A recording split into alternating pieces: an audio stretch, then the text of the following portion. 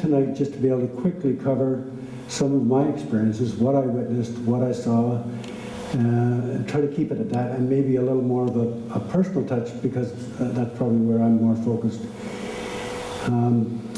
For anyone that doesn't know, the AIPPI program started in 2001 when the World Council of Churches were approached by the churches in Palestine to help out.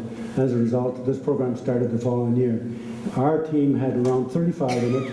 My actual team, which was in southern Hebron, there was 4 of us, 1 from Austria, 1 from Philippines, and 1 from Holland. Our main role was to be a non-violent protective presence, looking at humanitarian and human rights issues. We also tried to work to help the many international organizations out there, which I'll touch on a little later. There's so many great organizations working throughout the occupied lands. And this map is too detailed to really look at, but I'll be able to touch on a couple things. Anyways, the red line, the border all the way around is the border from 48. There is a wall that you can see intruding well into the yellow areas. That's probably almost twice as long as the actual border. In between, it's called a seam, which I'll talk about later. It's a no man's land, except for the people living there. It's critical to a couple things I want to talk about. The yellow sections are A and B, which I almost talked about at Remus, and there's a couple of slides later I want to talk about. But mainly, blue is Area C, which is where we were focused. I was in southern Hebron Hills, down in the bottom, below Hebron. For the most part, I was in Jericho and Jerusalem, which I'll have a couple of slides to show a couple of things there that happened. Some people have asked that I sort of, to put it in context, where Israel is. It's right next to Jordan, Syria, Egypt is south of it, and Lebanon is above it, just on the eastern shore of the Mediterranean. What Amos was talking about, the far left one is where Palestine was pre-47. As we go through to where it is currently, the current Palestinians, they describe it as Swiss cheese. I think there's 277 separate little areas. That's basically A and B, which Palestine has various levels of control over. All of the rest, the Israelis have the control of, the Israeli government, except for the Gaza Strip down on the left side, which they virtually do because they control the land, air, and water access. This shows one of the tents, one of the communities that we visited. On a regular basis, we had to help out this family because they had no water. The only water that they could get was from rainwater. The cistern they had was broke. You can't get permits for new cisterns, otherwise it'll be demolished. So they had an underground cistern from years ago that we helped get the material so they could repair it and actually have water. This small shack, the family lived in they shared with their chickens. It was made out of pallets and some pieces of canvas. This is another tent home that we went to. It was, I think, 7 people shared this. Three girls and the mother, and the rest were the men. This was just before winter. It doesn't show it very well, but the whole tent is covered with holes and whatever. They had no toilet, no water, no electricity, nothing. They're the most generous family, like all of the families that we met. But the last time we went to see them, they didn't have anything to give us to drink. Every place you go in Palestine, they won't let you go without having a tea or a coffee with lots of sugar. This one, we had to wait while she sent her son over the hill on a donkey to come back with some orange juice she brought before we could leave. But the 3 daughters had great big sores on their face. All of them were sick. They all had problems because of the unhealthy conditions that they were forced to live in. The women were forced to go to the washroom by squatting on open ground right beside the highway. No privacy. It's awful. This tent was in Susia, which I'm going to do. The next three slides are dealing with different levels of Susia. This is a small community that it could be destroyed any day if it hasn't been in the last couple of days. With every place in the community's got demolition orders, and that, like almost every community in the Area C has, if not full, majority of their residences are under demolition orders. The main peacekeeper, non-violent peacekeepers for the Palestinian community live in this community. It's hard to see, but they have no roads. They have no electricity. They have no water. They did, shortly after we left, get a couple of water tanks donated to them, but the army came in and seized the water tanks and a tractor, their only tractor that they needed for farming, because they didn't have a permit for the water tanks. Above this hill, which I'll show in a second, is the Sushia settlement, the Israeli settlement that had paved roads, electricity, water, trees, the whole works. This light over the top is the historic site of Sushia, which the people in this community were kicked out of in '86. They were forced to leave because it was determined to be an archaeological site. This archaeological site, I went to visit with another EA without our vests on. We had a tour. There was a really pleasant young Jewish lad that showed us videos. He told us nobody had lived here for over 1,000 years. It was a Jewish community, and he was right.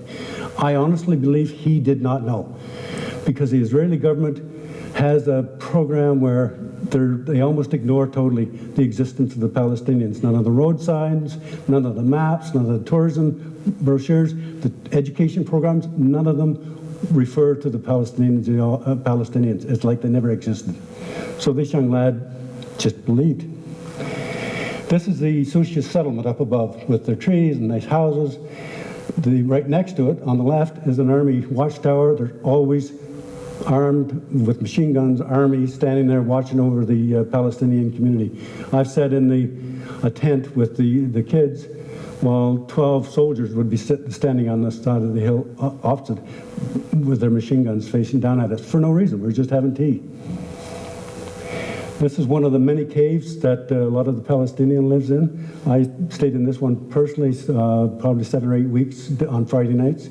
They run electricity down with their solar panels, but one of the reasons we had to stay there because the settlers would come down and destroy the solar panels. They would come down and chase their sheep away. So we were there as a protective presence a couple of days of the week, and we did this sharing it with other international organizations like the White Dove.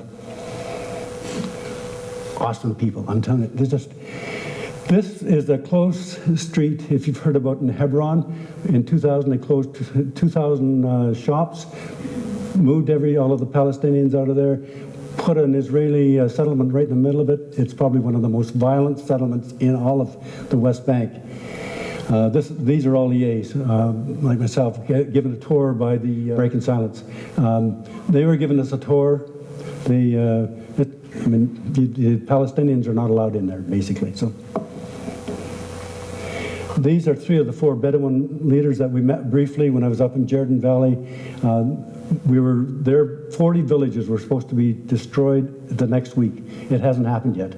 They're going to be moved into small enclaves, living on social service the rest of their life. They're active shepherds and farmers, but if this happens, they're just going to be relegated to one of these little enclaves.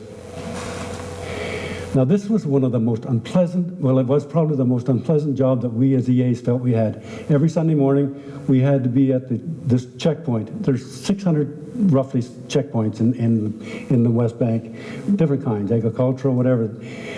We get there at 4 o'clock, we get there before 4, there would be over 500 people crowded into this room and then lined up outside, all to go through one turnstile. In 3 hours, 6,000 would go through that one turnstile.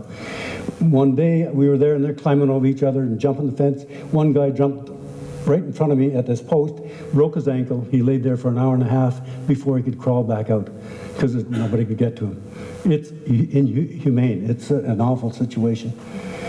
This is another checkpoint. I'll show you the next slide in a minute, but this is a small community on the other side that is in the scene. There's also an Israeli settlement over there. There's nothing else. The wall actually finishes on the right-hand side. On the left, the wall is supposed to be built, but it isn't. It's gone into a desert. There makes, to me, absolutely no sense for this checkpoint to be there. The settlement is pretty violent with the small communities there. I've interviewed the leader in the Palestinian community several times, but he said it's a very lonely existence because nobody's allowed to visit. His son got married in September, couldn't have the wedding there, and his wife can't move in. They're totally isolated. In October, I think, or no, it was September, 3 of his sons were out shepherding, and 7 Israeli settlers came and beat them up and put one in the hospital for several days with concussion. As per normal, the Palestinian shepherds were arrested, detained for several hours. Nothing ever happened to the Israeli settlers. The soldiers that we had toured, the breaking the silence, they said that their main job is to protect the settlers at all expense, even above themselves. You never see anybody actually prosecuted, or I haven't anyway. This is at the bottom. You can see at the very bottom. At this point here, it juts in. That's where this little community is. That's the seam. On the north, there's a lot bigger. All those blue portions are the seam too. This is the wall. At points, the wall is twice as high as the Berlin Wall ever used to be. It's huge. Other places the wall is wire fence with not barbed wire, but razor wire on the top. But it's all still considered the wall. That was just out of Bethlehem, I think. This is one of the towers. It's probably the tallest one in our area. It was just to the east, I think, of that first tent that I showed you. But everywhere you go in Palestine, there's observation towers. Susha, there's 3 overlooking that community. It's like one big penitentiary. And I've been in a penitentiary, but not as a prisoner, but I've been in them. And it's exactly the same. I mean, it's just oppressive. You're always being watched. And I can't dwell on this. We had 2 days of presenters on the water situation, which Amos talked about. It's awful. I think the settlers get roughly 670 liters compared to 30 for the Palestinians are actually on the water grid. A lot of the Palestinians aren't on the water. They have to truck it in, cost them $2,500 roughly in Canadian, which is basically a year's wages almost, pretty well for some of them. So they can't build cisterns because since 67 you can't get permits, and anything without permits is destroyed. One of the things that we did, but not as much as some of the other areas, is escorting kids to and from school. We walked them about 2 kilometers because otherwise they'd be harassed and rocks thrown at them. We provided protective presence for the shepherds. This particular shepherd, while we were on midterm break and get instruction, he was being protective presence was being provided by a couple of the White Dove young volunteers out of Italy. They were assaulted and the cameras smashed, and the shepherd was assaulted by a couple of Israeli settlers.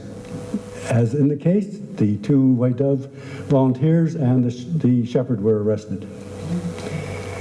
This is Farwar, one of the refugee camps, roughly 10,000 people. We were in Jerusalem on the 11th of August, ready to go down to our southern Hebron Hills, when we got word of a shooting that had happened in this community. So when we got down there, we went to the community the next morning. A 12-year-old boy had been shot on the 10th in the back, 9 in the morning, dead by an Israeli soldier. Absolutely no provocation, absolutely no excuse. There was nobody around. A few days later, the Israeli army, 3 of the senior officers got on the TV, apologized, and said there'll be a full investigation. There has been nothing released. No update on this. This community itself, it's awful. The poverty rate is 10 times worse than it is in the rest of Palestine. The level of education is low. The housing is awful. It's a horrible place to live. But there's a ray of sunshine there. We went with a group of kids that were drama kids that were early teens for boys, very articulate in English, and all want peace. All have no hate for the Israel. They just want to live in peace. While there on one occasion, this is one of the 3 survivors since '48. They all still have the key, which represents going back to their home, which they never can. I think it was 521 roughly communities that have either been destroyed or taken over by the Israeli government since 48. These other two chaps are like grandsons. Around this huge room were a whole number of his relatives. Majority of them, like the grandson in the middle, all bore bullet wound holes from run-ins with the Israeli army. Every Saturday morning we had to go to land actions. It's basically a theatrical thing, but if they don't do it, they would lose this land. Israeli families or kids would go here for 3 hours, light a bonfire, play, and then leave. If they didn't come on one Saturday, then the land would be forfeited to the Israeli settlement, which is on the other side of that hill. I was very fortunate one day to catch these Israeli settlers planting trees.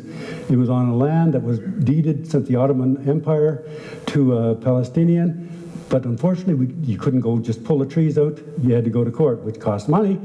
And the reality is too that by the time this ever goes through the court, because of the length of the time the trees have been planted, they're going to give this land to the Palestinians, to the Israelis too. It's just, there's no way for the Palestinians to win under the current system. It's all stacked against them. This is a chap we went to visit last month. He had 500 roughly fruit trees and olive trees destroyed May before we got there. We went to check on the status if he was going to replant them.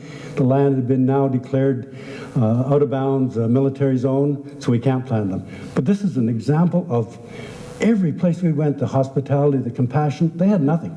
But we had a heck of a time getting out of there. The food is the typical food they have, the bread, the chicken, the rice. This is a small A-frame tent. We're sitting on what would be their bed at night. To the left is their pantry and warehouse. On the other side is a cook shed. This is what they have. Down below is a cave where, below this tent where their sheep are kept. I'm getting into now the series of slides on demolitions. It's awful. I mean, this place here, we went to in July, I forget how many residences, animal shelters, a toilet that was donated, totally destroyed because they didn't have permits to build the tents, which they can't get anyway. All of these families have to move in with another family that's always already crowded, which creates tension, divorces, domestic assaults, and a lot of the kids are very traumatized because of it. It just goes on and on. I was in Jerusalem and went to a couple demolitions. This shop here, they came and destroyed this and a couple other things I'll show you in a minute. There was a $100,000 machine here for metalworking. They destroyed his whole shop. Across the street, they destroyed a barn with the chickens in it. And around the corner, they had just purchased land for further development. They'd landscaped it. They came and tore them all up. No demolition orders on any of it. This guy was a great guy. He's where every visitor stops and sees. Salomon, this is in front of the community taboon, where they make all the bread for the whole community. This is what's left of the taboon as a result of a demolition on the 27th of October. To the left of this, you can't see it, there's an entire hill that's part of their grazing land for their sheep. The Israeli government has turned it over to the settlement for future development because their deed is too old. It dates through 30 or 40 years. This is some of what's left of the demolition. This guy, which you see in one of the displays outside, he'd been married for about a year and a half. He had a 4-month-old baby. He worked full-time. He was going to university. This house that he was in was his dream. On one side of him was this mother's house. On the other side of his house was a sister's house. All of them gone. He is obviously he's devastated.